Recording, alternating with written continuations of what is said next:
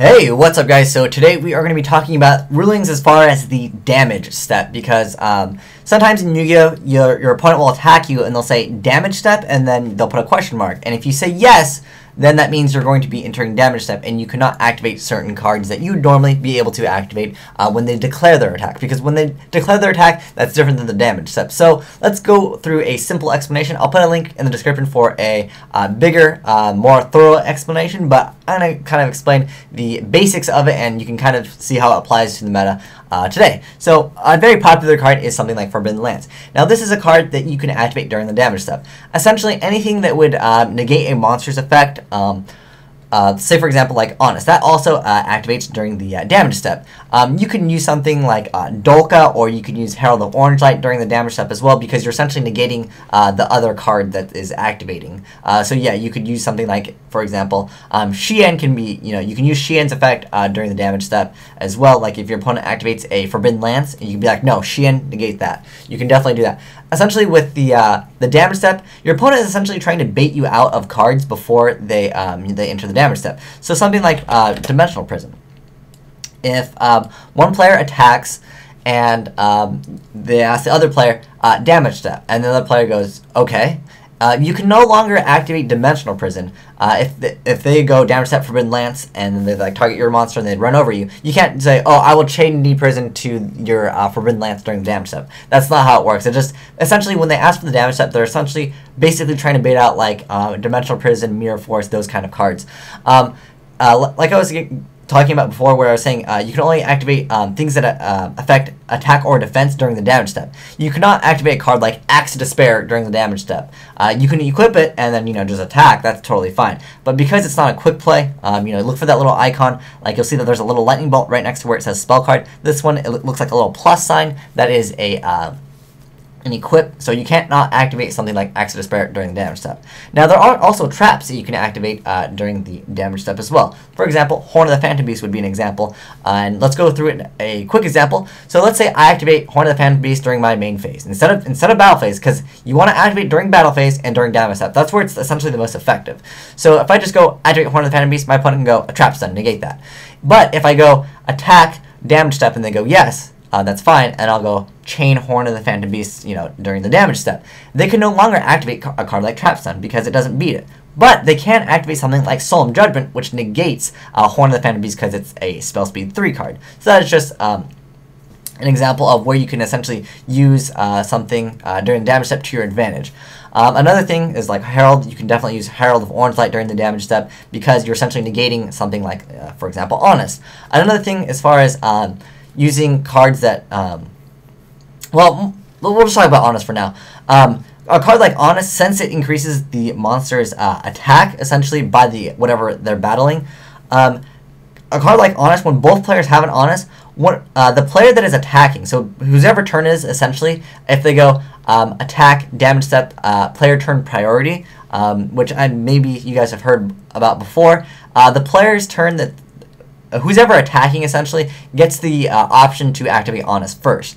If I activate Honest first, and then you go, so say it's my turn, I am attacking your monster, and we both have monsters with 100 attack. Let's just say, for example. So I go player turn priority, damage step, I will activate my Honest first. So let's say then you go, well, I want to activate Honest. Well, essentially, your Honest will resolve first. Even though I'm activating mine first, yours essentially will finish resolving first. So what will happen is your monster would gain 100 attack. So your monster would be at 200, my monster would be at 100, but then my Honest effect activates. So now that your card is now 200 attack, my card is now at 300 attack because I get whatever you have for attack. Now I run over you and I still inflict the same amount of damage, which is just 100. So yeah, keep that in mind.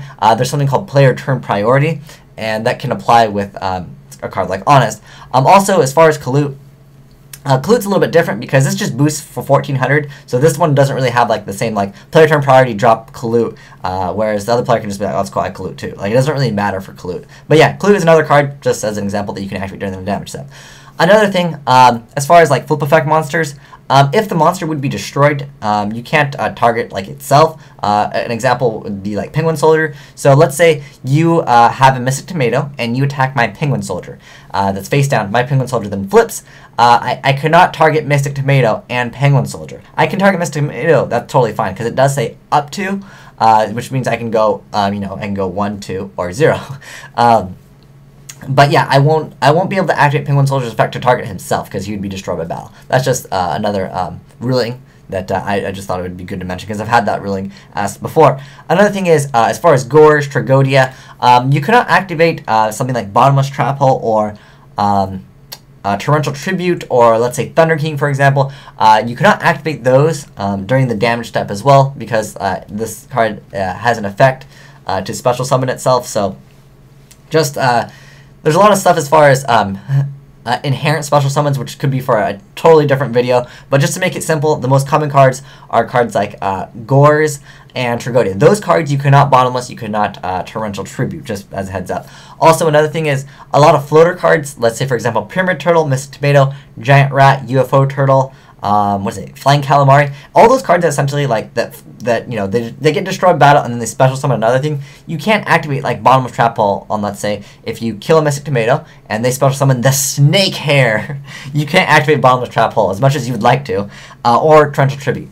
You can, however, activate something like Solemn Warning because that again is a counter trap card, and Solemn Judgment only essentially will stop like inherent special summons, which again that's kind of more complex, and I don't want to throw out too many different rulings for you as far as Yu-Gi-Oh, because today we're just talking about the damage step. So just as a heads up, you cannot activate Solemn Judgment on a card like Mystic Tomato, whatever it brings out. You can Solemn Judgment the summon of Mystic Tomato, but not the summoning whatever card Mystic Tomato brings out. However, you can activate Warning. Just as a heads up, we'll just grab Warning real quick because I'll show you the key word. Or monster's effect that is activated that includes. Or wait, hold on. Where is it? Oh, there. Here we go. This I'll highlight this. There we go. So or when a spell card, trap card, or monster's effect is activated that includes the effect that special summons. So that's the key word. Whereas here it's just when a monster would be summoned. I know. Technically in Yu-Gi-Oh, like the wording on this, it's like whenever a monster would be summoned, you'd be like, oh, well, Mystic Tomato would summon this monster.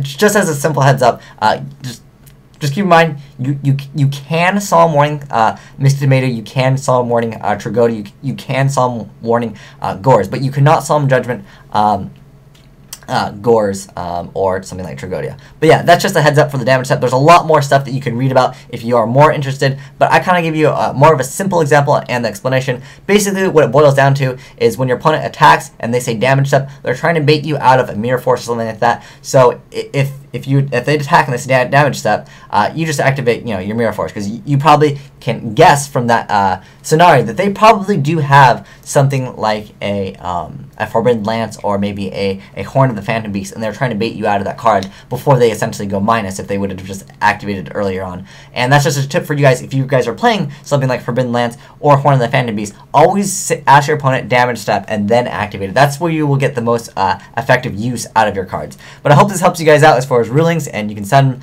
this link if you guys are having trouble on Dueling Network and there's only one admin on and there's 5,000 players on. So I hope this helps you guys out, but thanks for watching. Have a great day. Asian Eyes signing out.